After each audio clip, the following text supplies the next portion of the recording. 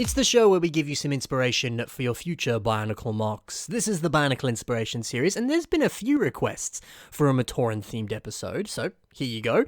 Plus, combine that with the fact that heaps of you actually submitted some Matoran MOCS recently, so this just works. So let's get some inspiration. Starting off strong with a MOC by Nikata Nikolsky, or Brick Brickelson, which is way easier to say, and it's called Stove's Inspector. I love how this MOC is kind of challenging traditional proportions for what you normally see on not just a Matoran, but like any character build. We've got this big old teal tube hand with the classic Liwa Mata hand design, which actually almost in this context looks a little bit like some sort of electrical plug or something like that. And then we also have these really cool insectoid bug leg pieces, which are used on the leg design here. But if you're unfamiliar with this specific piece, it's a little bit older now, and it comes on some of the classic insectoid Lego sets, much like the one I'm showing you here. So yeah, asymmetrical and unique arm designs, as well as those strange legs that just bend in odd ways. I like that. There's something so refreshing and cool about a body design like this that's a little bit weird and very wonderful. It's a good departure from a normal human body design, because we see those all the time. I'd far rather see MOCs that do this, that do weird, crazy stuff, instead of just do what everyone else does. Not that there's anything wrong with doing what everyone else does. If it makes you happy, that's perfectly okay. But it's nice to see something a bit different every now and then. Plus, honestly, experimentation is one of the most rewarding things I think you can do when you're building or just designing a MOC. Why not use this odd classic piece for a leg design and just see if it works? And then if it does, you've come up with something awesome, it's a nice part use, it's just satisfying. So give it a go. Also, a few other nice older pieces on here include, like the classic Rakshi body piece, the Rakshi upper leg piece that's on the arm. We've got a yellow Tahunga foot, an old Lego City construction claw that's on the hand design there. There's just a lot of old parts here, and it's good fun to see that. Using older pieces often leads to a very distinct and cool aesthetic that, you just can't achieve with newer pieces. So it's got a good charm to it, this MOC. Lois Nuva now has built Mask Maker. I enjoy how posable this frame for this Matoran looks, using lots of these round plates with the bar sticking out. Here it is on Bricklink. If we take a look back at the MOC now, we can see that the lower arm is using these, and I think that's very smart. The bar part of the piece inserts into that Technic piece on the upper arm, and then the stud on that same black piece that I was showing you before, it allows you to transition on the lower arm into an actual arm design that uses a little bit more system. So it's a nice way to transition into system from your Bionicle pieces. I know a few people have asked that before. They're like, well, I've got my Bionicle pieces, I've got my system pieces, but how do I put the two together? Well, finding an interesting piece like that actually interfaces with both styles, that's certainly one way to do it. Another nice thing about that piece, the bar part of it would actually be able to swivel and move, so you get a nice amount of posability out of it, and that's always a wonderful thing. I actually love seeing ways that builders maximize the posability and then also maintain the visual look on a smaller scale MOC like this. It's not an easy thing to do. You've got less space to build with, so you need to use less parts, and now you're just forced to play with pieces in clever ways to ensure that you keep the posability up and also make sure it looks good at the same time. Sometimes building in a smaller space can be a bit more difficult than in a bigger space. I think this is an example of that, but they've done it very well. So yeah, it's a really tough, but fun, but also still really achievable challenge. The accessories on this MOC are wonderful as well. This fire pit's cool, and using the trans orange chain piece there to mimic fire, but a fire that's not too out of control. It's a very clever part use. And then these other tools, they're just incredible, especially at this scale. They've really nailed the look of those. Very well done. Geikie has built this next MOC, and it's called Matoran Abdoma. Now, this is a pretty incredible take on a Shadow Matoran. They've designed that mutated evil Matoran look quite well, especially with the help of that custom mask. I think that's a great design, and it really does just ooze evil. Although I think it's funny because it also kind of looks a little bit like Plo Koon, at least maybe that's just my Star Wars fan in me talking, but still, it's a very nice mask, and in this context, it perfectly fits an evil look. But with the actual MOC itself, I love the use of those Chirox blade pieces. Obviously, of course, from Makuta Chirox, this Lego set here.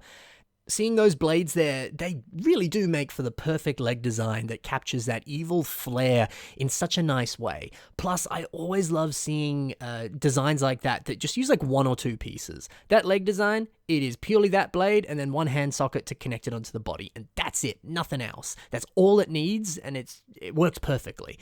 So hey, if you can do that on a Matoran MOC, you use like one or two pieces to achieve an entire part of the body, do it.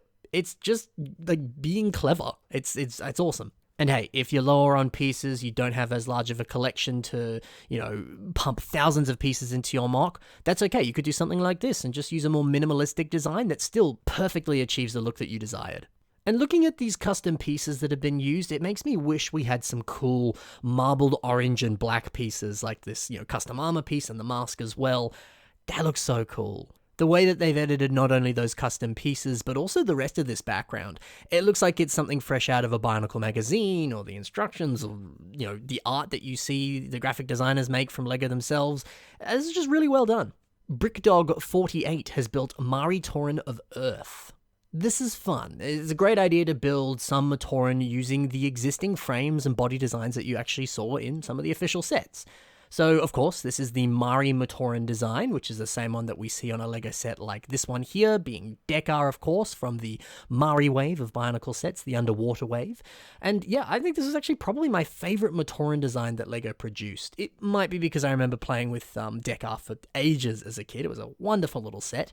But hey, it's a great design, so why reinvent the wheel? Just recycle the same frame and it looks wonderful. Seeing that frame in brand new colors is just a bit of a delight. And also, hey, that Nokama mask in black looks wonderful. I imagine this is a paint job because that mask doesn't actually come in black, but it looks good. And another little detail, very subtle, but very nice, is the inclusion of one of those yellow hollow studs there on the torso. Little changes like that, always welcome. This MOC was built by the All-Seeing Eye, and this is Acme the Archaeologist. Now, the idea of a Matoran being an adventurous person who goes out and hunts for ancient ruins and old artifacts with, the stony landscape of Koro, that feels so at home and is such an awesome idea. It's a perfect fit.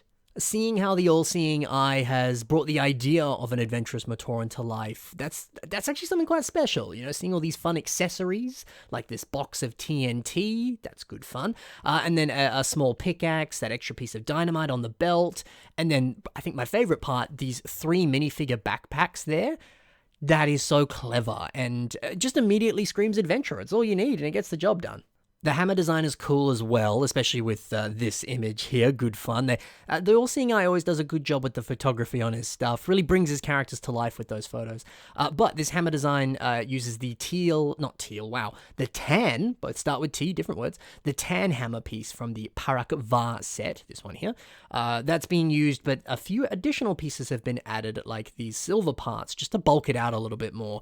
Great choice to bulk it up so it fits with this scale a little bit more, and great accessory inclusion as well. It really looks good with those minor additions there. Oh, and then the brown Akaku, Kopaka's mask there. So clever to use that. The scope eye, using that to examine the artifacts that they find on their journeys. I love the thought that's been put into that. They didn't just slap on any random mask that looked cool with the character. They put a bit of thought into the vibe of the character and the activities that they might do, and then thought, okay, what mask can I use to match up with that? And it was a perfect fit. Such a good idea. And then we've got one more quick bonus MOC, which is also by the All-Seeing Eye, and this is Lika Likoro Band Member. Now, I've been talking a little bit about accessories in this episode, and I think this is a perfect example of how much accessories can just shape a character build. This awesome saxophone, I think, really steals the show and sells the idea of this build.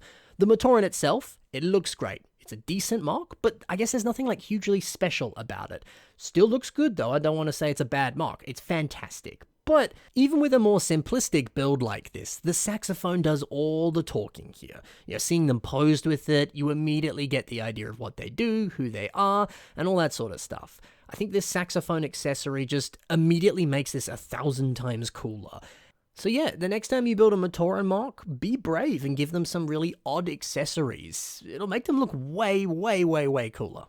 And that's everything for today, guys. I hope you enjoyed taking a look at all those different Matoran MOCs in today's episode. Thank you so much for watching. In the links in the description below, you will see links to all of the different MOCs that I talked about in today's episode, so be sure to check out the work of all of those different builders and see some of the other wonderful things that they've built on their social media. Additionally, in the description below are links to my own social media, as well as the submission email. It's also on your screen right now. So if you want to submit some of your own MOCs to the show, send them to that email. And a reminder as well, you don't need to specifically time it for the next time that there's a fan submitted MOCs episode, or for the, what's the next theme, Ben? It doesn't matter. Like I did with this episode, I will shape episodes around submissions. Just send it my way. It doesn't matter. And if you're wondering, fan submitted MOCs are, of course, every 10th episode, every episode that ends in a 0, that is. So yeah, you can wait for that, or yeah, it'll appear in any random episode whenever it best fits. That's basically everything for today, guys. I hope you very much enjoyed. And hey, if you've got an idea for the next theme in the next episode, let me know. If you stayed all the way to the very end of the episode to hear me say that, extra points for you. Maybe I'll do my best to give your comment below that says, hey, Ben, you should do this theme episode. I'll try my best to bump that up a little bit, because you're the crew who stays to the very end of the episode. You're the real MVPs. Love you guys. Thank you so much, guys. Happy building. Bye for now. Oh, wow, you're still here? You're the people who really stay to the very, very end of the episode. I love you even more. You're so cool.